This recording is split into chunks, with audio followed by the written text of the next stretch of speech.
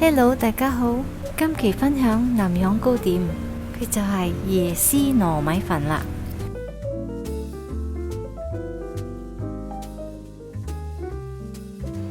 準備250g嘅糯米，用水浸佢4個鐘。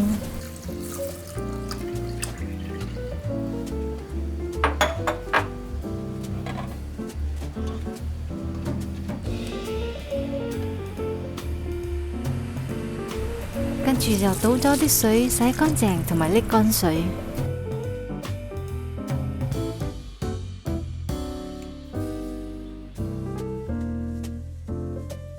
用125g椰奶，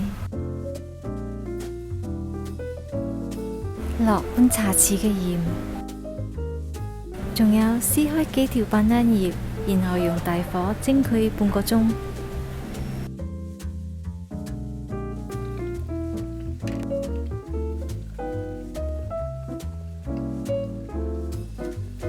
蒸到中途，用對筷子撩下佢，反下佢，俾佢蒸得均勻啲。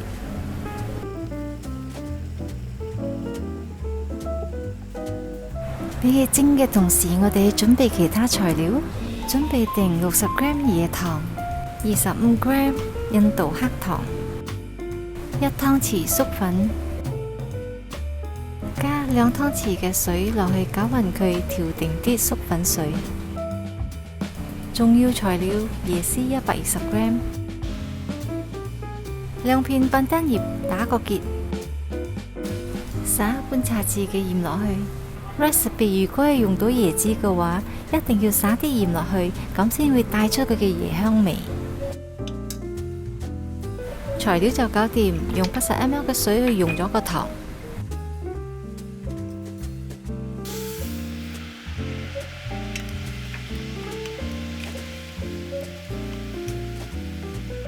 落埋個班蘭葉，呢度嘅糖水同埋糕點一定會放班蘭葉嘅。用中細火慢慢溶啲糖。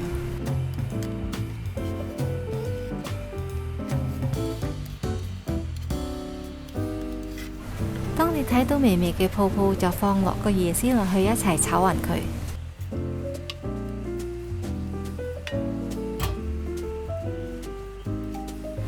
炒多幾分鐘就已經可以睇到椰絲同埋啲糖已經溶埋一齊。最後落埋個粟粉水，令個椰絲餡會增加佢嘅黏度，可以黐埋一齊。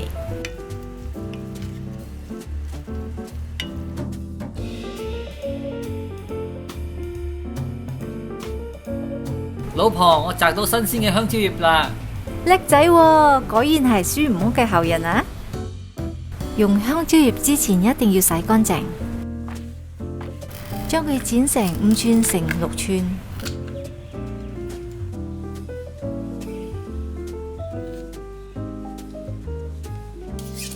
跟住就用滾水渌佢，令佢軟啲，包嘅時候就唔會爛。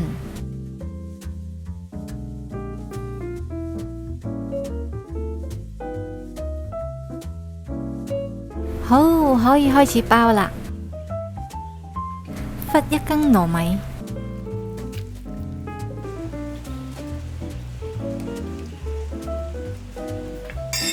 捏一捏佢，俾佢變成橢圓形。上邊加椰絲餡，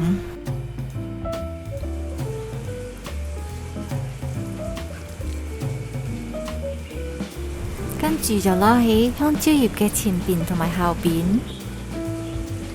左右接成三角形，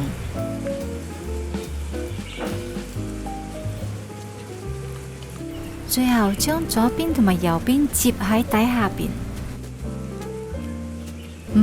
椰絲糯米飯就完成啦。好多南洋糕點好有特色，我都中意食，佢係其中之一。